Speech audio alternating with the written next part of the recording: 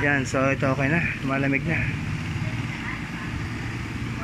So ang problem nito, hindi siya bumubuga ng hangin kaya hindi lumalamig dahil sira yung fan motor niya.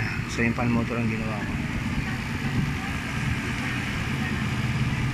Hindi ko lang na-document yung paggawa ko rin sa loob ng mismong fan kasi malangis, hindi ko mahawakan yung cellphone.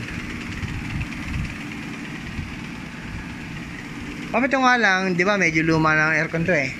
Talagang hindi mo masyadong may expect na ganun katahimik, di ba? Pero actually tahimik pa to, nalagay na to. Tahimik pa yan. Kasi yung mga ibang mas luma rito maingay. Wala naman kaya kailangan lagyan dyan ng mga langis-langis. Wala po. Yun yung naman ang umiikot dyan, yung pinaka pan. Hindi yan niya, okay naman yan. Kasi Opo, malamig yan. opo, since malamig siya. Hindi ko ba yan kasama?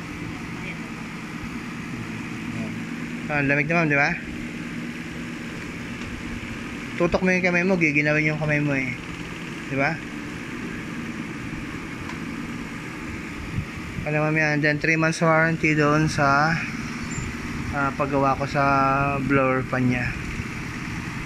Condenser fan.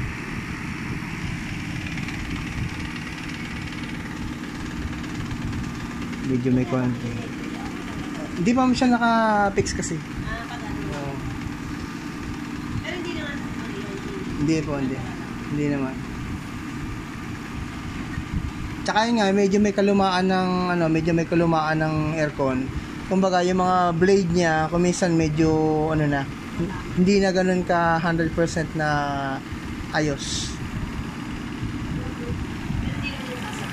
Hindi. Kung sumasagpo kasi yan, maingay na maingay yan. Yun, tahimik pa nga ito eh. Tahimik yan eh. Yung 3 months warranty.